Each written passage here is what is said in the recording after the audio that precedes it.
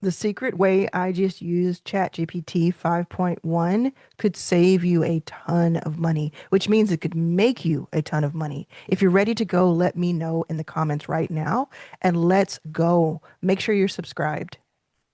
Before I tell you exactly what I said to ChatGPT, I want you I want to remind you that ChatGPT has its flaws. It's also a private company that can use your information any way it wants. So do some research to decide if you want to do what I'm about to tell you with ChatGPT. If you're curious about what I mean, let me know in the comments. Okay, here's what I did. Comment "let's go" if you're ready. I uploaded my October and November bank statements so that ChatGPT could analyze all of my monthly spending patterns.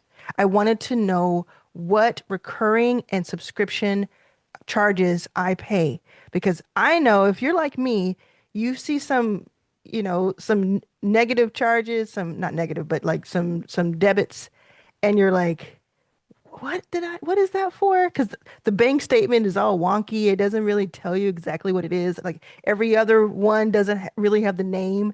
It's like all stretched out. So I wanted to know. I said to it, this is the exact sentences I said to it. So I want you to write this down, take note, do this for yourself. So what you do is you go to your bank website, you download your statements the last couple of months or more. Don't want to do too many because you just need a little bit of a pattern. And then you upload it to ChatGPT if you want, and you say the following: You are my accountant for the day. Study these statements and tell me how much per month was debited. Then list each one to show me monthly costs. Very simple. ChatGPT then thought for a minute and returned all recurring and monthly subscription type debits pulled from both statements, grouped by vendor and showing monthly total per vendor, every matching transaction, and grand total monthly recurring debits. This is what it gave back to me. And then it listed them off. This totaled 42 of what it deemed subscriptions that were monthly of mine. This did not include rent, etc. But all told, I have about 80 recurring charges each month. Now, this is not going to be for everybody. I do a lot of business work. I subscribe to a lot of things in order to be able to provide it for other people. It's part of my tech stack. It's part of my different things. But I wanted to have a very clear understanding of what I was paying for. I'm going to tell you exactly how much I was overspending. Okay, it is very vulnerable, but I'm going to tell you exactly what it was. Be sure to subscribe if you like my channel and you want to see more helpful videos like this because I'm posting almost daily at this point. I discovered that school deposits that were deposits like payments from my school memberships were being misread as expenses on ChatGPT. So I wanted to put this here to tell you when it gives you this list, don't just take it at face value. Read the list and see what makes logical sense. Sometimes it may mistake something that is being paid to you as a debit or as an expense. So you need to tell it, oh, that's not right. So I corrected that to get an accurate view of my true spending. One by one, this is like the core of this. I want you to pay close attention. Okay, this was what I had been putting off for a while, but it was so necessary and it helped me so much. One by one, I went to each subscription that I no longer wanted to pay and I canceled it. If I didn't recognize one, which happened often, I searched the keyword in my inbox to investigate and find it. So I put a list, I saw the list and I went one by one and said, well, of course I'm keeping that. I'm keeping school. I'm keeping Stan. I'm keeping Lovable. Of course I'm keeping those. And those are, some of them are expensive. ChatGPT itself. For me, I have the pro versions. I pay hundreds of dollars a month for these, but they're on purpose. These other ones that I saw were so random. It's like, oh, I tried that for one day. I never used it again, but I'm over here being charged for it because I let it go. As I canceled, some were easier than others to cancel. I typed the list in a scratch draft in my Gmail. So I had a list of what I was canceling, what I needed to investigate more, and because I didn't want to slow down, and then what I needed to make a decision about. So what I was canceling was very clear. Okay, I'm canceling these, or at least trying. Then there's like, I don't quite understand these, even with investigation. I need to dig deeper to see if I need these. And then the third list was, I'm on the fence. I don't know if I should keep it or not. I'll tell you that Peloton is on that list because I have a Peloton bike. So I don't want to cancel the monthly because I don't want any more excuses not to use it. But then I'm not using it. So I'm paying for something that I'm not using. So what did I do? In addition to saving money, I'm going to tell you the exact amount in just a second. I got on the Peloton for the first time in months. I mean months. So this is what it does. This gives you this view of what you're actually spending money on, and it's really, really healing, I think. After an hour of work, I had canceled 11 expenses. Now, I said before that it was easier to cancel some than others. Some of them, you push two buttons and you're canceled. And they're like, hey, come back when you need us. I think those are chef's kiss. Some of them were a little bit more what you would imagine, where they were like, okay, are you sure you want to go? How about this discount? How about we do this? And this is something that you can learn if you want people to, as they're leaving, you can say, hey, actually, don't leave yet. I can give you a better offer for the next 3 months, or we can talk through this. You want to give a little bit of, hey, are you sure? But then there were ones that were like, nah, son, you ain't going nowhere. Put in the chat, nah, son, if you hear me. Like they were like, bodyguards at the gate, automated bodyguards was they're like, nope, that's not happening. And it was just like, I gotta go over here and I gotta go over here. I mean, one of them, honestly, one of them, oh, it was not good. One of them like would not let me cancel. And this is something I used one time and the product was not good. So I didn't like it. So I actually had the tab still open because I was trying to remind myself to go back and cancel it for weeks, or not weeks, but days. And I went to cancel it and they were like, first of all, it took me days, like prior to this, to even see where to cancel. Finally, I was like, okay, on this day I'm going to cancel. And then it said, no, it said, we're going to get in touch with you before you can cancel. So it emailed me. I don't know if it's automated or a person, but they were like, I see you want to cancel. Why? And I wrote a little something and they said, well, tell me more. I was like, no, please cancel. So some of these you're going to have to work a little harder for.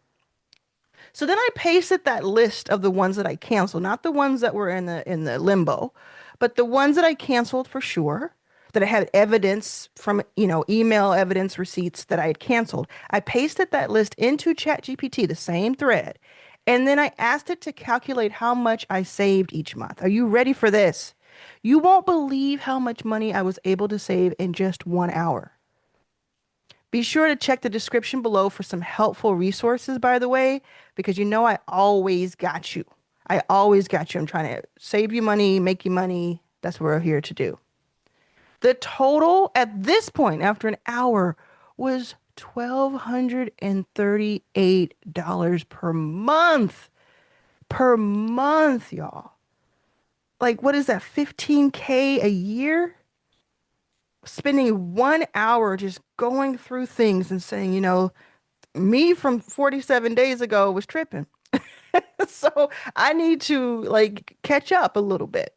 Now, yes, of course I have a CPA and a bookkeeper and all of that, but they listen to me. And if I'm doing something, they know my behaviors. They're like, oh, she's just over there cooking, so she's doing her thing. They're not flagging this stuff. So you have to take control. And most people don't have CPAs and bookkeepers yet. So you need to be on top of this. And it's actually fun, if I'm being honest. It was fun to do because I felt like I was empowered and I felt like I was in more control. So then I recalculated what I still pay monthly for actual subscriptions, software, tools, apps, and I landed at around $4,500 per month after cancellation. So after canceling that 1,200, I was at 4,500 a month. And that's cool with me because that's, the expense I'm making. I then rebuilt my entire monthly cost structure using both statements again, focusing on rent, team. When I say team, I mean I have vendors, I have very fractional vendors, people who are very flexible. I don't have an in-house team anymore, but people that I pay and people who are members of my communities who I pay to help me with things. Subscriptions, healthcare, which is like through the roof, and it's only going to get worse, and CPA, so accounting fees. I looked for non-subscription charges that still happen monthly. So these are more considered recurring because subscription charges basically are like a fixed rate. You pay for Netflix every month until you cancel, blah, blah, blah. Recurring is it does happen every month, but it's not necessarily going to happen. Like you are more likely to cancel it or pause it. And if you don't cancel it, it could be that the price changes through every month. So it's not a fixed amount. So that's why it's recurring. Like rent, I know rent's supposed to be the same, but for me, you have those bills that are attached to your rent. So mine are slightly different each month, so it's not the exact amount. Team, it could be like how many hours did they work or what outputs did they give, et cetera. Or did I bring somebody in? I have like a flex system. So depending on how busy things are, I might bring someone in and I might say, hey, we're going to push you out for a little bit and then come back in the spring or something like that. I combined subscriptions plus recurring, which I just described, to understand my real new monthly baseline for budgeting. So this helps you too, not only like um, getting rid of some of the things you're not paying for, but just knowing, having a better snapshot. I get that snapshot, if I'm being honest with you, more like yearly. Like when we're doing like the big taxes stuff, even though we do quarterly, when we do like the yearly stuff, that is when I really pay attention. And in the meantime, I'm just in go mode. Because I had this new insight to what I was spending on random AI tools and more, I am now at 1,700. So I went from 1,200 a month saved to 1,700 just 2 days later. And it's still climbing because I'm still making decisions. This represents approximately 27% monthly savings for that group. So you can pay for a couple of services or apps that do this. And I currently am on one of these apps that I tried like a few months ago. But here's the crazy part. It's hard to cancel it. It's like the most well-known one. You probably know what I'm talking about. And it's hard to cancel. So what kind of sense does that make? So I don't use it. It's not very helpful to me. It's not very accurate in my experience, and it doesn't really do anything that this didn't do. It actually, I made more progress in these 2 hours total in the last 2 days than I did with months of having this app. So why pay extra for that? It's much easier in my opinion to do it this way with ChatGPT if you're comfortable uploading this type of information into ChatGPT. Now, I want to talk to you and be real with you because you may be feeling this for me or for yourself. It sometimes can feel embarrassing or overwhelming to admit that we pay for things we're not really using or that we lost track of expenses. If this is resonating with you, let me know. Make sure you're subscribed. And if you don't want to leave a comment, you can leave a like and that'll tell me. It's all good. The good news is that we can start to turn that around today. I say we, not just other people. Like everybody goes through this. Let me tell you, people who are making a lot of money, I have a lot of friends who are making a lot of money, and we have had conversations like this, or we haven't, but I would venture to guess that they are having issues like that. Now, some people are so buttoned up. They are so great at their budgeting. They're so great at being on top of their numbers. It's like, it's clinical, it's incredible, but most of us aren't. Every dollar saved is a dollar earned. They say a penny saved is a penny earned. Every dollar saved is a dollar earned. So I consider that I just earned myself an extra $1,700, or I bought that back, right? So when I'm out there doing my thing and I'm earning money, there was like a leaky bucket, a leaky boat where I'm just pedaling, but there's water leaking out of the hole because it's just this random money that's going out. And that's not fair to me. It's not fair to you for that to happen. So like try to strip yourself of the embarrassment side of things and just say, you know what? I'm going to face it. I'm going to face it because I'm in control now. It's your job as an entrepreneur, in my opinion, to save yourself and your business as much as possible while still taking calculated risks. You notice I didn't wipe out everything. I didn't get rid of ChatGPT and Lovable and Stan and School, which I pay hundreds of dollars a month, thousands total, because they are actually making me way more money than I'm spending on it.